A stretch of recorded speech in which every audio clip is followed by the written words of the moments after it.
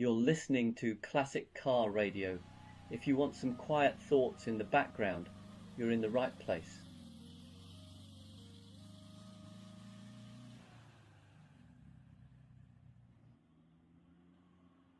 There are plenty of complicated ways to feel better in life. Meditation apps, cold plunges, inspirational quotes from people who definitely wake up earlier than you. But there's one mood booster nobody talks about, mostly because the people who know are too busy trying to find parts on eBay, the classic car. Now, I know what you're thinking. How can something built in the 70s with the structural integrity of a sandwich and the reliability of a French electrical system improve your mood? Well, let me give you three very solid, very scientific reasons, or at least three reasons that work for me. Reason one, classic cars make you feel like the main character. Drive a modern car and you're basically piloting a dishwasher with headlights. Drive a classic and suddenly you're starring in your own film. A Citroën DS makes you feel like a time-traveling diplomat. A Triumph TR6 convinces you you're more charming than you actually are. And a Porsche 928, well, that just makes you feel like you should have a yacht, even if the closest thing you actually have is a kayak from Decathlon. There's something magical about the way old cars look, smell, and sound. They give you instant character development. Even your bad hair days look intentional when you're climbing out of a 1970s Alfa Romeo. Reason two, classic cars force you to slow down, and slowing down feels good. It's impossible to be stressed while driving a Morris Minor. The car simply won't allow it. Try rushing and it will respond by quietly shaking its head and possibly removing a piece of itself in protest. Modern cars make everything too easy. Half the time you don't even feel like you're driving, you're supervising. But an old car demands your attention in a way that pulls you out of your head and into the moment. You have to listen, feel, and occasionally bargain with it. And in that process, everything else, deadlines, notifications, the existential dread of why did Sharon schedule another meeting, fades away. It's mechanical mindfulness, but with better smells. Reason three, classic cars create tiny adventures. Without even trying, you don't take a classic out just to buy milk. You take it out because maybe the sun is out, maybe you finished work early, or maybe you're feeling particularly brave and want to see if the old electrics are in a cooperative mood. Even a simple 5-mile drive becomes a story. Maybe you meet someone at the petrol station who used to own the exact same MGB, but in mustard yellow. Maybe someone gives you a thumbs up, which counts as more social interaction than you usually get in a week. Or maybe, just maybe, everything works perfectly, and you spend the whole journey grinning like a child because your 40-year-old Volvo hasn't made a single alarming noise. Classic cars transform the ordinary into the slightly ridiculous, the slightly magical, and the definitely memorable. And that's good for the soul. So yes, they break, they leak, they squeak, and occasionally they demand rituals you can't explain to normal people. But they'll also lift your mood faster than any wellness practice I've ever tried. Because when you're behind the wheel of something old, whether it's a Beetle, a Jag, or some questionable French masterpiece held together by enthusiasm and rust, the world feels lighter. You feel lighter, and sometimes that's all the therapy you need.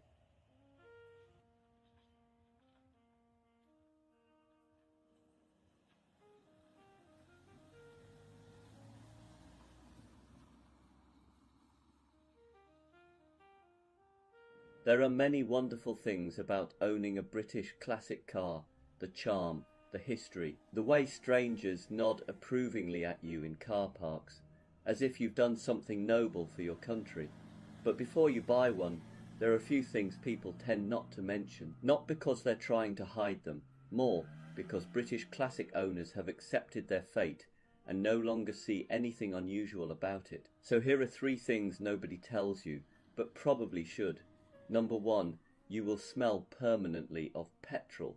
This is not a metaphor, it's a lifestyle. Somewhere, deep inside the soul of a British classic, whether it's an old MGB, a Triumph Spitfire, or a slightly too confident Jaguar XJ6, there is a faint but persistent desire to perfume its owner. You step out of the car after a lovely drive, take a deep breath, and there it is, that unmistakable blend of petrol, old leather, and maybe the ghost of a previous owner's pipe smoke. You'll think you've imagined it. Your friends will assure you that you haven't, and eventually you'll stop trying to get rid of the smell and simply accept that it's part of your personal brand. Number 2, electrical issues are a bonding exercise. Some people say the British invented romance. I say they invented character, building wiring looms. If you own anything with the words Lucas anywhere near it, you're not just a driver, you're in a long-term relationship with the Prince of Darkness himself. One day the indicators work, the next day they're on a spiritual retreat. Your headlights may or may not join you, but here's the thing, every time you fix something, or jiggle a connector, or threaten the car with a multimeter, you feel genuinely proud. Modern cars don't give you that. They give you error codes and judgment. A classic gives you opportunities for personal growth. And number 3, the real thrill isn't the driving, it's the starting. Every British classic owner knows that sacred moment. You sit down, turn the key, and hold your breath. Will it fire up instantly, like an enthusiastic Austin Mini on a sunny day? Or will it cough, think about life, and then decide that today is not the day? That moment, that glorious, unpredictable, slightly anxious moment, is the true heartbeat of British motoring. When it does start, you feel victorious. When it doesn't, you shrug because you've packed tools. You always pack tools. You could be going to the shops for milk, and you'll have a toolkit in the boot, just in case your Triumph decides it fancies a roadside picnic. But here's the secret. These 3 things point to British classics aren't perfect, and we don't want them to be. The little quirks, the smells, the gremlins, they're all part of a relationship that feels alive. Modern cars do everything flawlessly, and somehow that's less interesting. A classic gives you stories, it gives you character, it gives you a mild but constant sense of adventure. So yes, nobody tells you these 3 things, but once you've lived with a British classic, you wouldn't trade them for anything, except maybe a lift home when the starter motor gives up.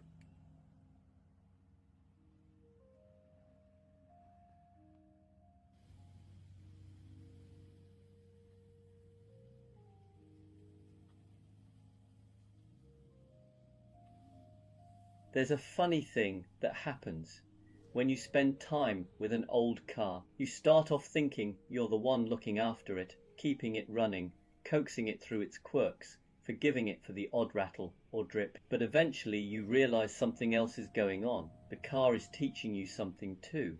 And one of its favorite lessons is this: slow down. Classic cars don't rush. They can't. They were born in a time before instant everything, before touch screens, notifications, and the strange modern belief that faster is always better. When you drive an old machine, you feel that difference immediately. There's a certain unhurried rhythm to the way it warms up, wakes up, and decides whether it's in the mood to cooperate today. And if you try to push it, it will remind you, gently or not, that patience is part of the deal. What's surprising is how quickly that patience becomes a pleasure, because when you're in a classic, you're not just travelling through space, you're travelling through time, you're driving something built with hands, not algorithms. You start listening more closely to the engine, noticing small changes, paying attention to the behaviour of the gearbox or the weight of the steering. Without even realising it, you drop out of the mental rush of the day and into something far more grounded. It's a bit like a moving meditation, not the sit cross-legged on a cushion type, but the sort where your attention is anchored to the sound, the feel, the moment right in front of you. You can't drive a classic car while doom scrolling or worrying about 10 different emails. It demands your presence, and that presence becomes a kind of refuge. There's also a humility to it. Classic cars have no interest in your schedule. They don't care about the meeting you're late for or the message you haven't answered. They operate on their own timeline with their own temperament. And once you accept that, Life gets a bit lighter. You stop fighting the clock. You stop trying to force everything. You breathe a little more. And in that space, you rediscover something modern life quietly stole. The simple joy of driving for its own sake. A slow cruise, a long corner taken with care. The sensation of being connected to a machine that asks you to participate, not just sit there. It reminds you that moving slowly isn't the opposite of progress. Sometimes it's the only way to feel where you're actually going. So yes, old cars break and fuss and throw the occasional tantrum, but along the way they also teach us how to let go, how to pay attention, and how to enjoy the journey instead of sprinting from one destination to the next. In their own stubborn, charming way, classic cars show us a truth we tend to forget. You don't have to live fast to live well. Sometimes the best moments are found in the slow lane.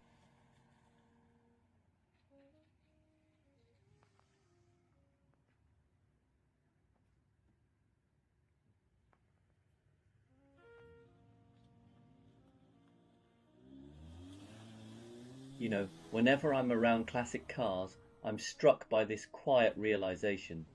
Every old engine you see has lived more life than most of us ever stop to notice. We look at these machines as objects, as hobbies, as projects to fix on a Sunday.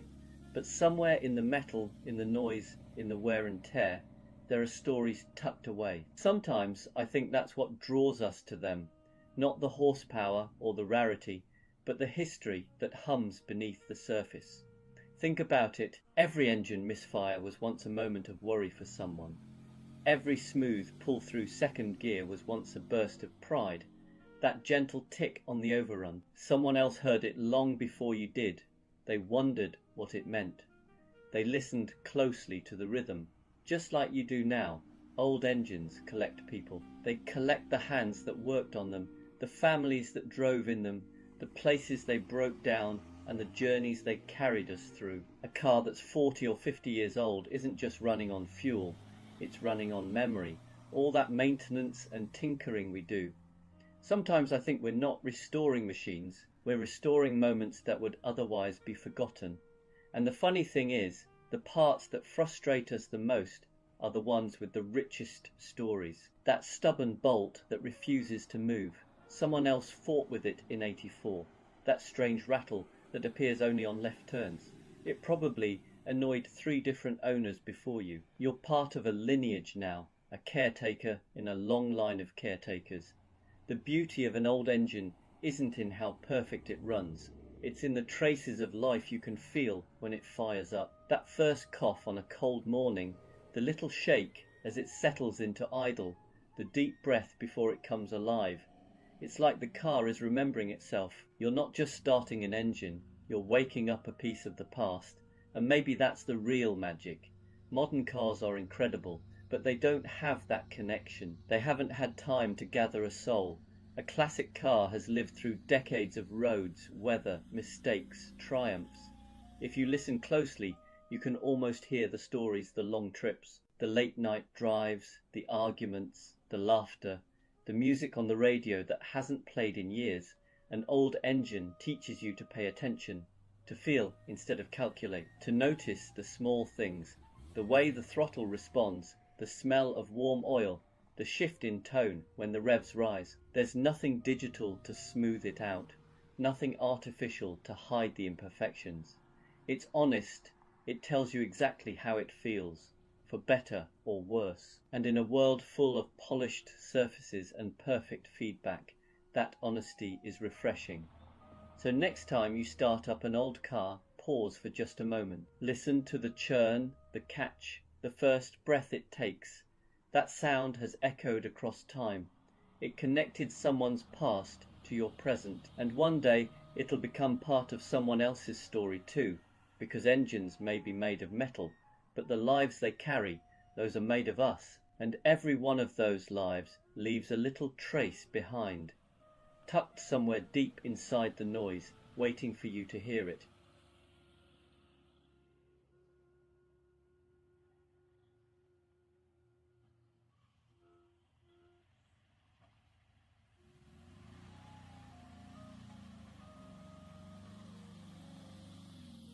There was a time when people used to go out for a drive for no reason at all.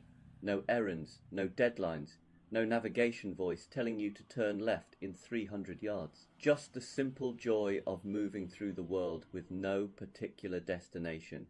We've forgotten that a little. Modern driving is all efficiency now. Fastest route, least traffic, minimal time wasted.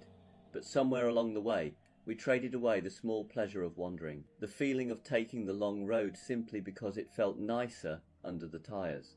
The quiet moment when it's just you, the engine, and a bit of open sky. Classic cars remind you of that. They don't rush, they don't multitask, they're happiest when you're not trying to get anywhere quickly. In a strange way, they teach you to enjoy being unproductive, to savour the bends, the sounds, even the imperfections. And maybe that's why they still pull us in. Not because they're fast or convenient, but because they invite us back into a way of driving that feels almost forgotten, a way of being really slower, more attentive, a little more human. Every now and then it's worth taking a drive with no purpose, except the drive itself. No plan, no hurry, just the road unfolding at its own gentle pace. The lost art of driving for pleasure isn't lost at all. It's just waiting for us to remember.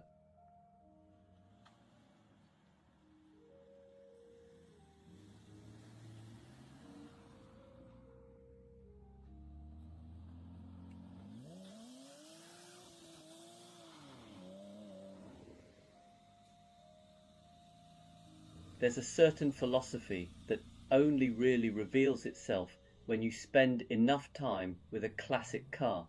You don't notice it at first. At first, you're too busy wondering if that noise is normal, or if that smell is new, or if the fuel gauge is lying to you again. But give it a little time, and you start learning something deeper, something you won't find in any manual or workshop guide. Classic cars teach you about the slow lane, not the motorway slow lane. Although, let's be honest, with some classics you're going to be spending a lot of time there too. I mean the slow lane as a way of moving through life, a way of letting things unfold at their own pace, instead of trying to drag them forward like a reluctant alternator bolt. Because classic cars don't do rushing. They don't care how busy you are today. They don't care that you're late for dinner. They live in a world where warming up takes as long as warming up takes. You turn the key, the engine coughs, clears its throat, considers its options, and eventually decides, fine, I'll run today, but only because you asked nicely. And that's where the philosophy begins.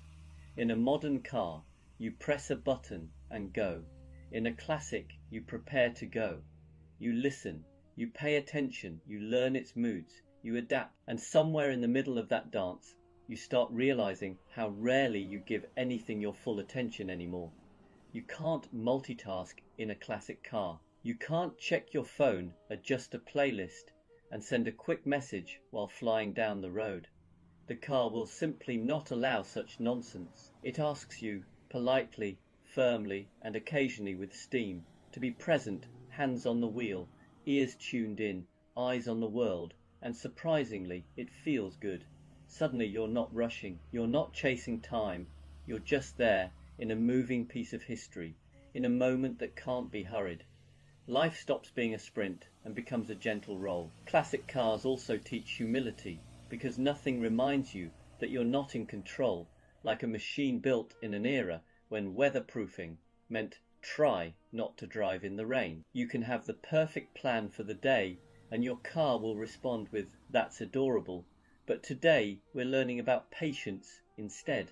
Yet, weirdly, that's where the joy comes from. Not in the breakdowns themselves, we don't have to pretend those are spiritual experiences, but in the way they nudge you into letting go. You can't be in the fast lane when the universe, through your carburetor, is gently suggesting you slow the hell down. And then there's the driving itself, the unhurried steering, the engine note that actually changes when you listen to it, the road you start noticing because you're not flying over it at the speed of regret. Classic cars remind us that slowness isn't laziness, it's clarity. Slowness lets you see the world instead of blur past it. Slowness lets you notice the small things. Slowness makes the journey matter. So yes, Old cars leak, squeak, rattle, sulk, and occasionally set fire to themselves, but they also carry a quiet wisdom, a philosophy, a reminder that not everything in life needs to be done faster. Sometimes the best way to get where you're going is to ease into the slow lane, breathe, and let the ride unfold at its own charming, slightly unpredictable pace.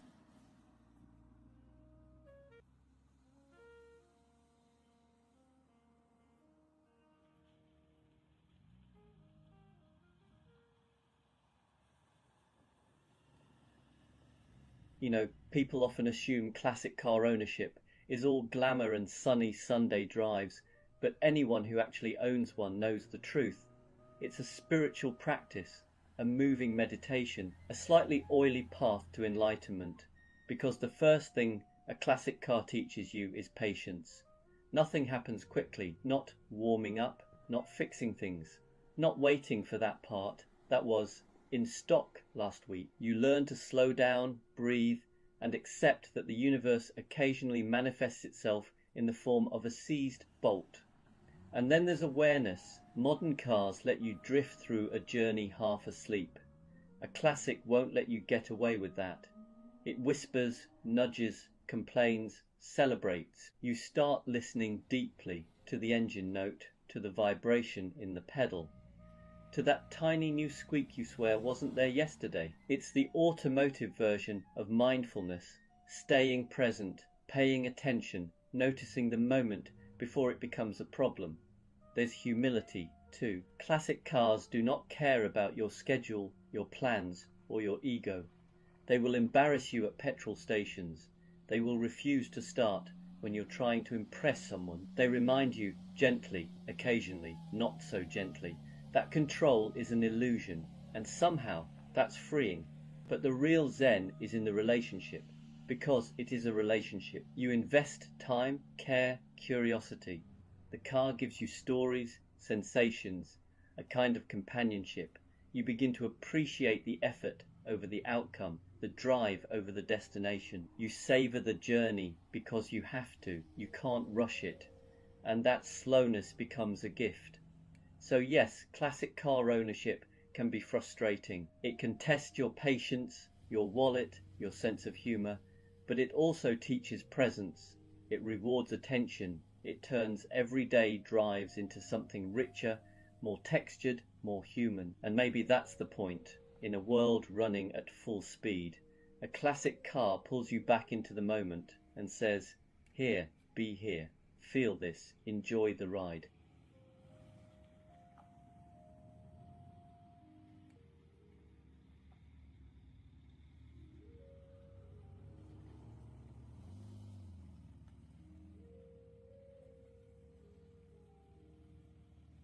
There's something classic car owners don't tell you. Well, a few things, actually. Things you only learn once you've lived with one of these old machines long enough for it to test your patience, your wallet, and sometimes your sanity. First, let's get this out of the way. You will smell like petrol, not in a poetic motorsport heritage way. More like, why does my jacket smell like a carburetor again? It just happens. It's part of the lifestyle. You stop noticing, other people don't. And then there's the moment, every classic owner knows it. You get into the car, turn the key, and there's this tiny pause where you hold your breath and think, come on, please behave today. That split second where time slows down and you brace yourself for either bliss or character building.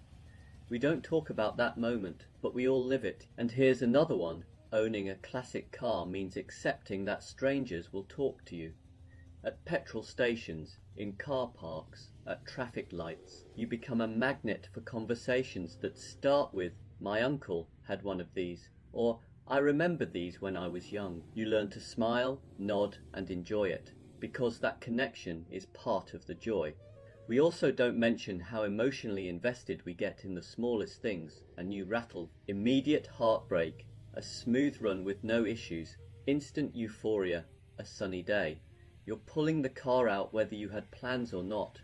Classic ownership turns adults into hopeful children. Every drive is Christmas morning, but here's the biggest thing classic car owners don't tell you. We don't actually own these cars. Not really. We're just the current caretakers. These machines have outlived owners, mechanics, fashions, governments, entire eras, and somehow they're still here, bending time a little bit every time they start up. We get to be part of that story for a while, a tiny part of a journey that started long before us and will probably continue long after we're gone. See, the secret isn't in the horsepower or the shine of the paint or even the drive itself. It's in the feeling, the sense that you're touching history with your hands, hearing it through the engine, carrying it across roads. It's travelled before. Classic car owners don't tell you these things because, well, it sounds sentimental, and we like to pretend we're here for the engineering and the performance. But really, we're here for the connection, the stories, the nostalgia, the moments when a machine feels almost alive. So if you've ever wondered why people put up with the quirks, the smells, the conversations at petrol stations, the unpredictable starts, it's because these cars give us something modern life rarely does anymore. A reason to slow down, to pay attention, to care about something that isn't disposable. And that's why, despite everything we don't tell you, we wouldn't trade this madness for anything.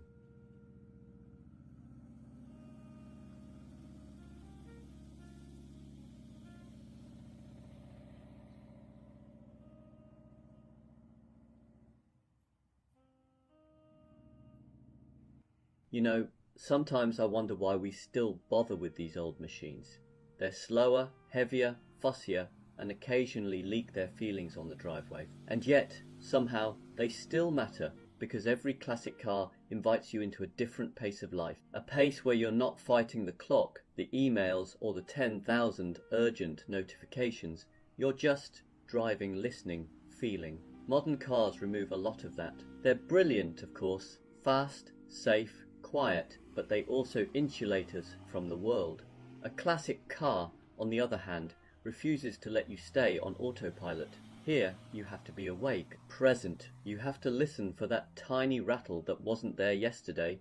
You have to feel the road through the wheel, the way the car leans, breathes, settles. It's an experience, not a commute. And that's the strange magic of these old things. They offer something modern life keeps forgetting. Connection. Connection to the machine. Connection to the moment. Connection to a world where things had weight, smell, texture, and didn't all depend on software updates. Classic cars also bring people together. You never see strangers gathering around a 3-year-old crossover in a car park, but a 40-year-old saloon. That's an invitation. Stories start, memories surface. Everyone has a favourite relative who had one just like it. And maybe that's why they still matter, because they remind us that life isn't just about efficiency. It's not always about getting somewhere as fast as possible. Sometimes it's about feeling the journey again. These cars are rolling pieces of history, yes, but they're also reminders to slow down, to pay attention, to enjoy the simple things. So why do classic cars still matter in a modern world? Maybe because, in a world trying to rush us, they're one of the few things that gently ask us to take our time.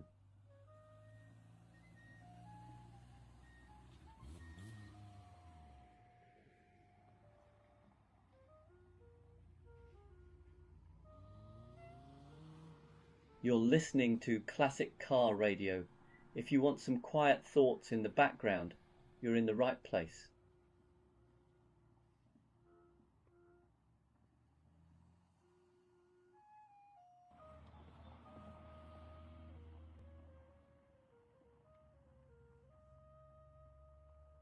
There's something magical about driving an old car, and I don't mean the will it start today suspense, although that does add a certain flavour to life. I mean the way an old car quietly pulls you out of the frantic, high-speed, high-stress rhythm of modern living and drops you into a world where everything moves just a little differently. Modern life wants you to hurry, messages ping, deadlines loom, your phone vibrates like it's trying to escape your pocket. And somewhere in the middle of all that, you're expected to be productive, healthy, friendly, well hydrated, and apparently making passive income in your sleep. Then you get into an old car, and it reminds you that none of that matters for a little while.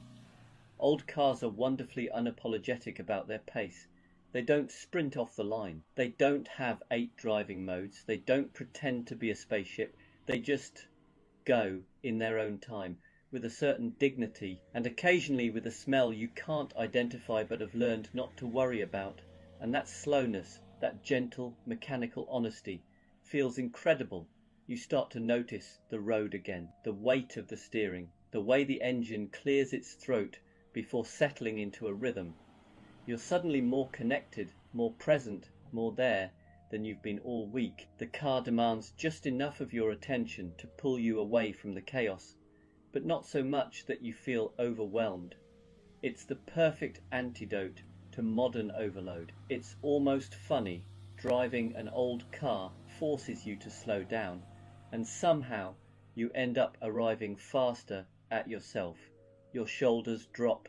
Your breathing settles. That problem you were stressing about gets replaced by something far simpler, like, was that noise there yesterday?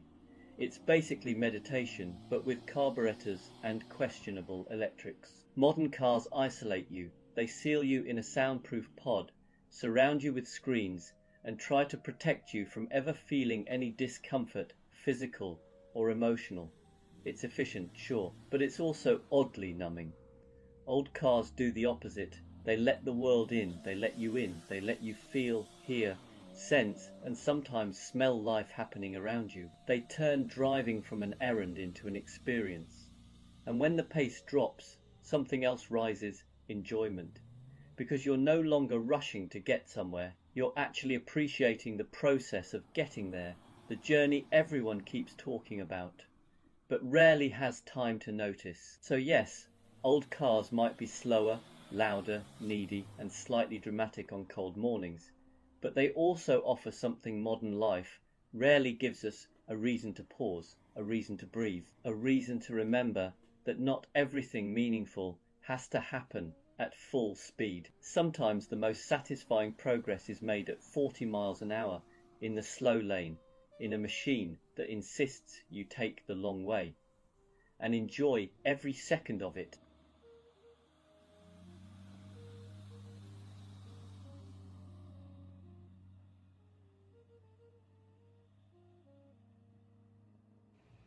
There's a certain look people give you when you say, with complete sincerity, that old cars are better than modern ones. It's the same look you'd get if you announced you still listen to music on cassettes, or that you've recently taken up medieval blacksmithing, a mix of confusion, amusement, and subtle concern. But here's the thing: old cars are better, and not in the ironic, I liked them before they were cool retro, hipster kind of way. I mean genuinely, experientially, emotionally better. And today I'd like to explain why, gently, reasonably, and with occasional references to cars that have needed therapy more often than servicing. Let's begin. 1. Old cars have soul, and modern cars have software updates. Modern cars are incredible. They can park themselves, avoid collisions, and some of them even apologize when you try to indicate incorrectly. But they do not have soul. They have interfaces. They have warning chimes that sound like your dishwasher finishing a cycle. Compare that to an old Mercedes W123 warming up on a winter morning. There's a smell, a hum, a sense of the car clearing its throat before speaking to you. Or a classic Mini that rattles, vibrates, and cheerfully wobbles its way down the road, like a dog too excited for its own legs. Modern cars glide, old cars live. Modern cars feel like they were designed by committees. Old cars feel like they were dreamt up by slightly mad geniuses with drafting pencils and questionable haircuts. 2. Old cars demand your attention and reward it. Modern cars want you relaxed, distracted, and effectively irrelevant. Most will brake for you, steer for you, and judge you silently through lane assist cameras. Drive something like an old BMW E30, however, and you are suddenly awake. You are listening. You're paying attention to the idle, the feel of the steering, the smell of, is that petrol? Should it smell like petrol? An old car pulls you into the moment by necessity. It's mindfulness, but with more mechanical sympathy. You can't zone out. You can't doom scroll. You can't even sneeze without considering how the carburetor feels about it. And in that strange tactile relationship between human and machine, something happens. You remember what driving is. Not a task, not a commute, not an algorithm. A connection. 3. Old cars teach you character. Modern cars hide it. Modern cars are smooth, predictable, and engineered to feel identical across thousands of units. A Volkswagen today feels like a Volkswagen tomorrow, even if tomorrow's Volkswagen is technically a rebadged Skoda. But old cars, every single one has its own personality, its own backstory, its own grumpy morning habits. Your friend might own the same model year, same spec, same colour, and somehow their heater works and yours doesn't. Your locks freeze, theirs won't unlock after rain. Your dashboard rattles at 40 miles per hour, theirs rattles at 37.5. Every old car is unique. Like snowflakes that rust, a modern car hides its quirks behind layers of electronics and stability control. An old car puts its quirks on loudspeaker and then throws in a bonus squeak from somewhere you haven't identified in 3 years. And the funny thing is, that's what makes them charming. 4. Modern cars are fast. Old cars feel fast. Take almost any modern family hatchback. Let's say a Ford Fiesta. It's quicker than many old sports cars. It corners better. It stops better. It does everything better. And yet, it doesn't feel fast. It feels efficient, like a highly competent appliance. Now get into something from the 70s. A Triumph Spitfire, for example. You do 40 and it feels like 80. You do 60 and it feels like 140. You do 70 and you start bargaining with whichever deity handles structural integrity.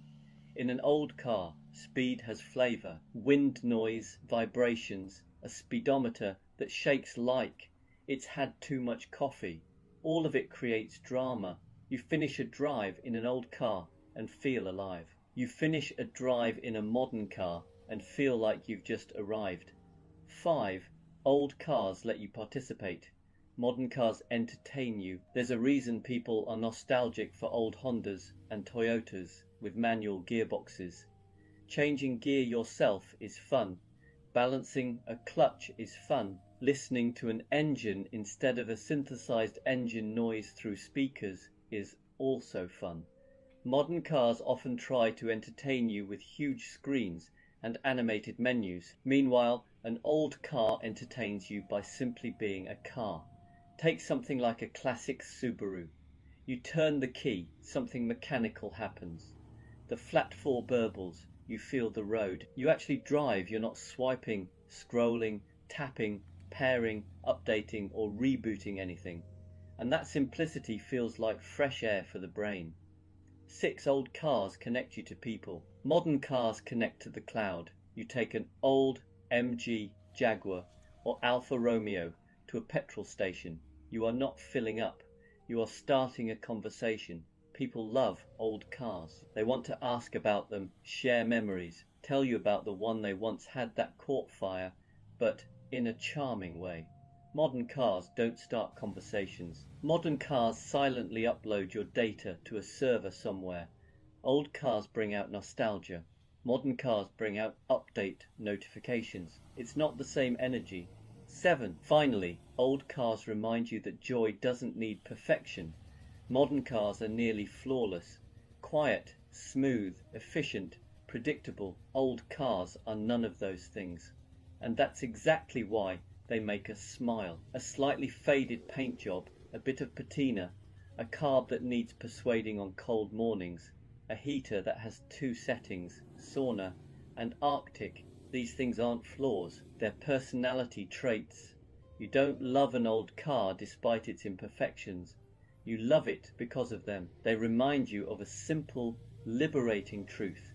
You don't need everything to be perfect to enjoy it. Sometimes the best things in life are the ones that wobble, leak, squeak, and surprise you, but still carry you home with a grin on your face. So yes, modern cars may have efficiency, safety, technology, and comfort, but old cars have heart. And sometimes heart is better than horsepower screens or software. And that's why, yes, really, they're better. Every creak, every vibration, every quirk, it all adds up to something modern cars can't replicate. A driving experience that feels alive.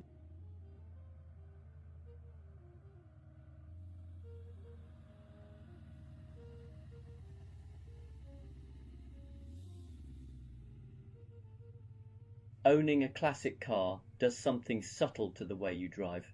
At first, you think you're just learning how to keep an old machine alive, but somewhere along the way, without any formal training or advanced driving courses, your habits start to change, and oddly enough, they tend to make you a better driver. Even when you're back in something modern and sensible. Here are 3 of them. The first habit is listening. Classic cars demand it. A modern car filters everything out for you. The noises, the vibrations, the feedback. But an older machine doesn't bother with subtle hints. A slight change in engine note on an old Alfa, a new vibration through the wheel of an MG, or a gearbox that suddenly feels a little less cooperative in a Porsche from the 90s. These are all conversations, and if you ignore them, the car will escalate the discussion.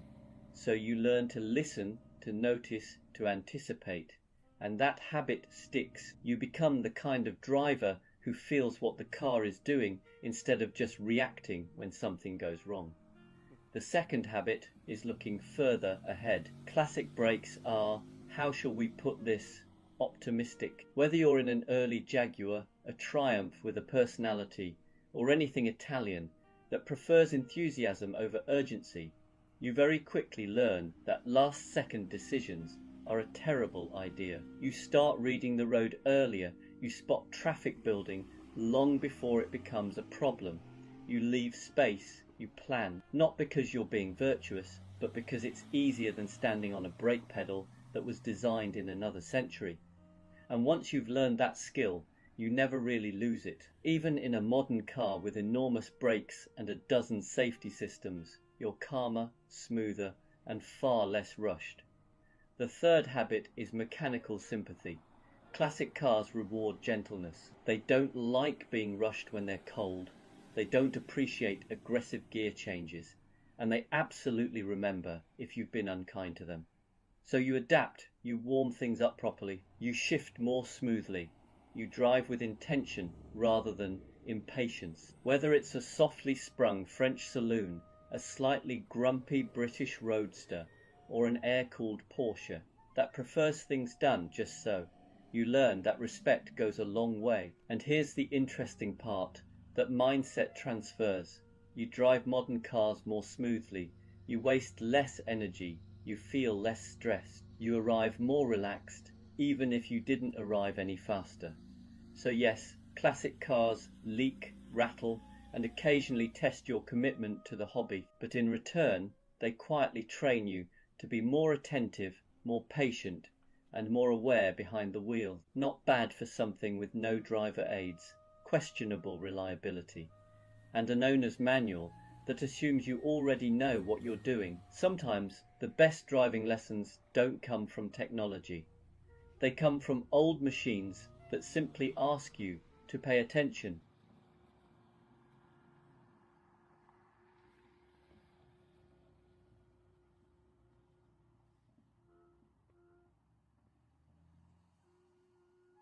If you're thinking about your next car, you've probably been told to be sensible, something efficient, something reliable, something that pairs nicely with a spreadsheet. But there's a quiet, rebellious alternative. One that smells faintly of petrol, makes interesting noises, and occasionally asks for patience instead of blind faith. An old and interesting car. And here are 3 reasons why it might be the best decision you'll ever justify to your friends. Reason 1, old cars have personality. Modern cars are very good, almost suspiciously good. They start every time, isolate you from the outside world, and politely beep if you look like you're having a thought of your own. An older car doesn't do that. It communicates differently. A classic Alfa will tell you how it's feeling through the steering wheel. An MG might rise up theatrically, before it's ready to leave. A classic Rolls-Royce won't just go around a corner, it will discuss it with you first. You don't just drive these cars, you negotiate with them, and somehow that makes every journey more memorable. Reason 2, old cars make ordinary moments feel special. A trip to the shops in a modern car is an administrative task. In something older, it becomes an event. You park a classic Mini or an old Mercedes, and suddenly strangers want to talk to you. People smile. Someone tells you they had one, just like that in 1988, and regrets selling it every day since. Old cars turn errands into stories. They slow you down just enough to notice where you are, what you're doing, and why you bothered leaving the house in the first place. Reason 3, old cars teach you useful life skills, patience, listening, improvisation, carrying a small but emotionally significant collection of tools. An old Volkswagen or Alfa doesn't break to punish you. It breaks to teach you humility. It encourages you to understand how things work, or at least to develop a healthy relationship with your local mechanic. More importantly, old cars cure you of the illusion that everything should be instant and perfect. They remind you that progress isn't always about speed. Sometimes it's about connection. Now, are old cars practical? Not always. Are they efficient? Rarely. Will they test your optimism at inconvenient moments? Absolutely, but they give you something modern cars can't, a sense of involvement. A feeling that you're part of the process, not just cargo being moved from one place to another. So if you're choosing your next car, maybe don't ask what's fastest, newest, or most sensible. Ask what will make you smile on a quiet road. What will turn a normal day into a small adventure? What will still be interesting long after the novelty wears off? Because life is already efficient enough. Your car doesn't need to be.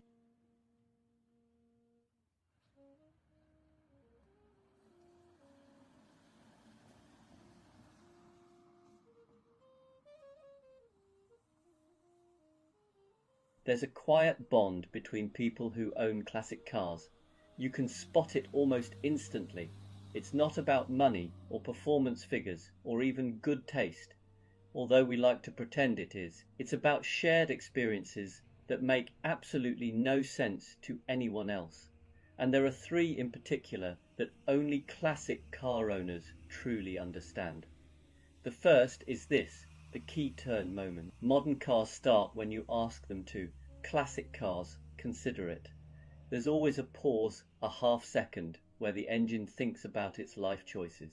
You turn the key in an old Alfa Romeo or a Triumph, and you listen, not casually, but with the focus of a bomb disposal expert. Is that a healthy crank? Is that a confident cough? Or is that the sound of today being one of those days?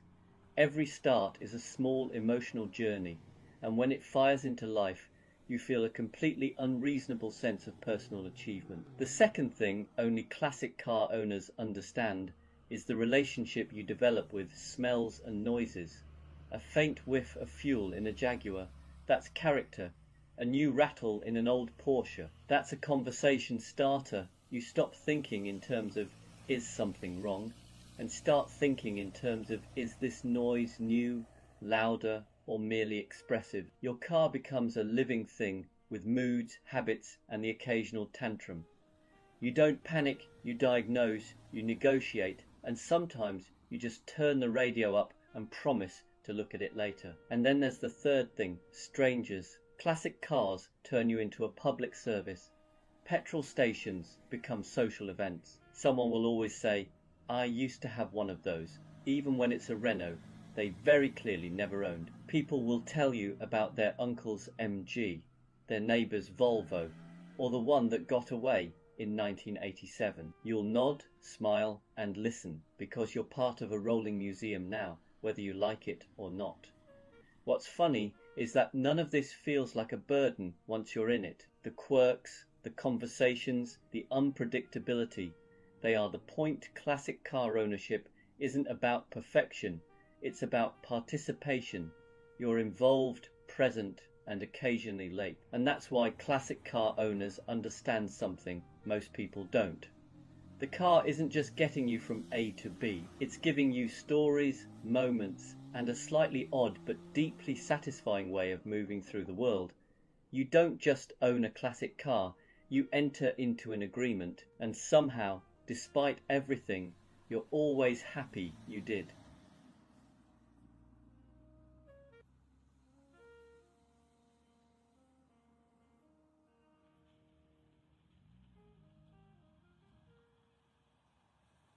Owning a British classic car is a bit like living with a polite housemate who smiles warmly, makes excellent tea, and quietly rearranges your life while you're not looking. You think you're in charge, you're not, and if you listen closely, you'll realize your car is plotting against you, not out of malice, but out of tradition. Let's start with the first plot. Number 1, timing. Your British classic has an impeccable sense of when to misbehave. It will never fail on a random Tuesday when you have nothing planned. No, it waits patiently for the exact moment you're heading to a wedding, a long-awaited drive, or somewhere that requires arriving without the scent of petrol and regret. Triumphs, Bristols, old Jaguars, they all share this gift. They'll idle perfectly for weeks, then suddenly decide that today is the day the starter motor feels emotionally unavailable. And the thing is, it won't be dramatic about it. There'll be no bang, no warning light, just silence, as if to say, I'm terribly sorry, but no. The second plot is more subtle. Number 2, confidence erosion. British classics are masters of psychological warfare. One good drive and you feel invincible. You start thinking, I've sorted it now. You tell friends it's actually quite reliable. This is when the car strikes. A minor rattle appears, then a smell, then a noise that wasn't there yesterday and absolutely is there now. Is it serious? Is it nothing? You don't know. That's the point. A Land Rover will convince you that every vibration is either completely normal or the beginning of the end, and you'll never know which. A classic Mini will make you question whether that pull to the left is new or simply part of its personality. You start doubting yourself. The car remains calm. It has done this before. And finally, the most devious plot of all. Number 3, emotional attachment. This is where British classics really get you. Despite everything, the leaks, the quirks, the way a classic Jaguar can turn fuel into noise with astonishing enthusiasm, you fall for it, you forgive it, you defend it. You start using phrases like, they all do that, and it's just a simple fix even though you've said that 6 times already. At some point, you'll catch yourself patting the dashboard of an old Rover or talking gently to an Austin Healey as if encouragement might help. And oddly enough, sometimes it does, or at least it feels like it does. That's when you realize the plot has succeeded. You're no longer an owner, you're a caretaker, possibly an accomplice. But here's the twist. This isn't really sabotage, it's a relationship. British classics don't want efficiency. They don't want speed or convenience. They want attention. They want patience. They want you to slow down, listen, and accept that perfection was never the goal. So yes, your British classic is plotting against you, against your schedule, your certainty, and your spare cash. But it's also plotting for something quieter and better. Fewer rushed journeys, more stories. And the kind of memories you only get from a car that occasionally refuses to cooperate. And honestly, you wouldn't have it any other way.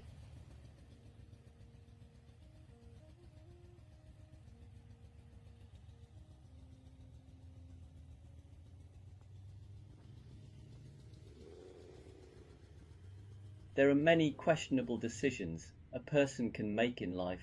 Buying a British classic car may sit comfortably somewhere between joining a pyramid scheme and cutting your own hair. And yet, if you talk to anyone who actually owns one, they'll tell you it's one of the most rewarding, character-building, occasionally ridiculous choices they've ever made. So today, I want to give you 5 reasons, proper, life-enhancing reasons, why you might need a British classic car in your life. Reason 1, British classics are charmingly imperfect, just like you. A British classic is not afraid to show its quirks. An old MG, for example, will happily reveal its entire emotional landscape through the dashboard. A flickering gauge here, a warning light that comes on only when it feels unappreciated. A Triumph may enthusiastically leak oil, but only because it doesn't believe in bottling up its feelings. And if you ever meet a Jaguar XJ from the 70s, you'll discover a car with the swagger of a rock star and the electrical stability of one too. But here's the magic, their flaws make them lovable. A British classic car teaches you that perfection is overrated.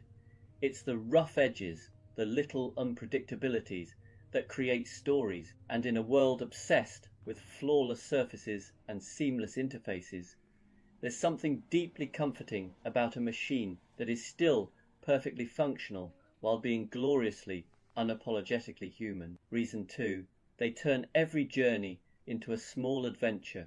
Modern cars make driving feel like background noise. British classics, on the other hand, treat every trip, even a run to the shops, like you're off to scale Everest. Start the engine of a Land Rover Series 2 and you'll feel like you're about to explore a remote corner of Kenya. Even if you're only going to Lidl, take an old Mini onto a back road and suddenly you understand why every motoring journalist becomes slightly hysterical around them. Drive a classic Bentley and you'll find yourself talking in a deeper voice and developing opinions about fine leather. British classics don't simply move you from A to B. They create a sense of occasion. They invite you into the moment, into the sound, the smell, the tactility of driving. They whisper, slow down, enjoy this, notice things. And if you listen, you realize that driving can be joyful again. Reason 3, owning one is joining an oddly supportive secret society. British classic car ownership comes with a built-in community, one that spans from tiny pub gatherings to enthusiastic online forums where grown adults debate the moral purity of different carburetor setups. Buy a classic Mini and you'll suddenly find middle-aged strangers waving at you in car parks. Own a Rover P6 for 6 minutes and someone will walk up to you and say, "My uncle had one of those. Let me tell you everything about it." Starting in 1974, MG owners appear to be born with a sixth sense. They can smell another MG owner from 500 yards away and will materialize beside you with advice, spare parts, or biscuits. It's a hobby, yes, but also a family. The cheerful, slightly eccentric sort, who show up with tools when your car won't start. You don't just buy the car, you inherit the tribe. Reason 4, you learn patience, resilience, and a questionable kind of optimism.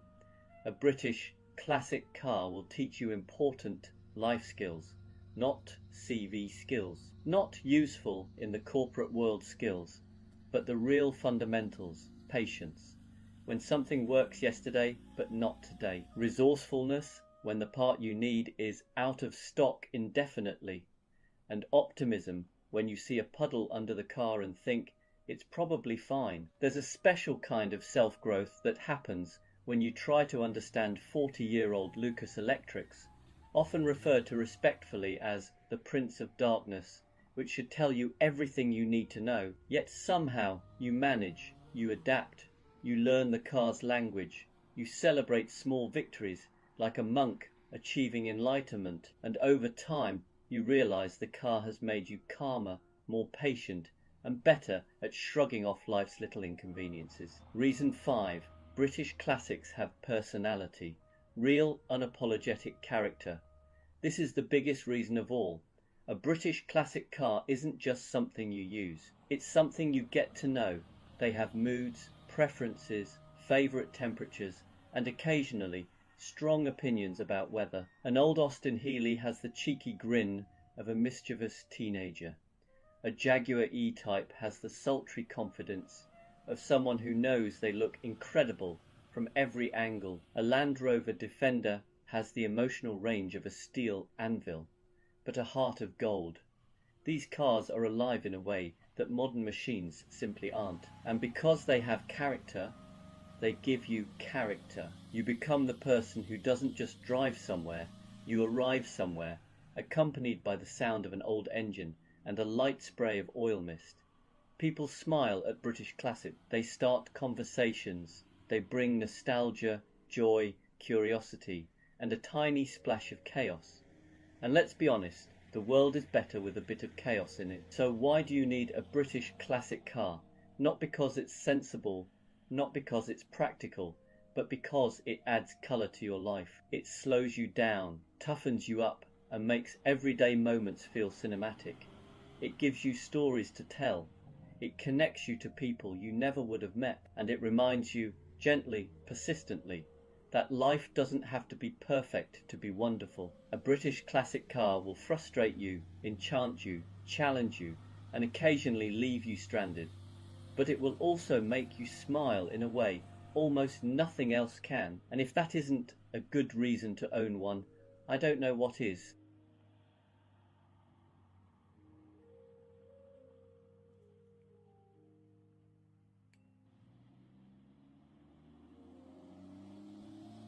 Classic cars attract many wonderful things: admiration, nostalgia, and unsolicited advice from strangers at petrol stations. They also attract myths, persistent, confident myths, the kind delivered by someone who hasn't owned a classic car since 1987, but feels very strongly about it. So let's gently put a few of these to rest. First myth: classic cars are incredibly unreliable. This one usually comes from someone driving a modern car with 3 warning lights on and a software update pending. The truth is, most classic cars are very honest. A classic Mini, a Triumph, or an old Mercedes will tell you exactly what's wrong, often audibly, sometimes aromatically. Modern cars, by contrast, prefer vague threats and cryptic symbols. Reliability isn't about age, it's about maintenance, sympathy, and occasionally accepting that Italian electrics have personality. Second myth: you have to be rich to own one. Yes, if your idea of a classic car starts with air-cooled Porsche and ends with auction estimate, that might be true, but plenty of classics are wonderfully attainable. An old MG, a Rover, even a slightly scruffy BMW from the 90s can be cheaper to run than a modern finance agreement. The real cost isn't money, it's time, patience, and the willingness to Google things like, why does it only do this when it rains? Third myth: classic cars are terrible to drive. This is usually said by someone who expects a 1970s Alfa Romeo to feel like a new Golf GTI. Classic cars don't isolate you, they involve you. You feel the steering, the road, the decisions you've made in life that led you to this moment. And once you recalibrate, many classics are an absolute joy. There's a reason people still talk about how a Porsche 911 feels, or how delicately a well-sorted MG flows down a country road. Next myth: they're just toys for old men. Yes, there are flat caps, but there are also young owners, artists, engineers, and people who simply like things with character. Classic cars aren't about age, they're about taste, and possibly stubbornness. Anyone who keeps a Lancia running in the modern world is not clinging to the past. They're committing an act of quiet rebellion.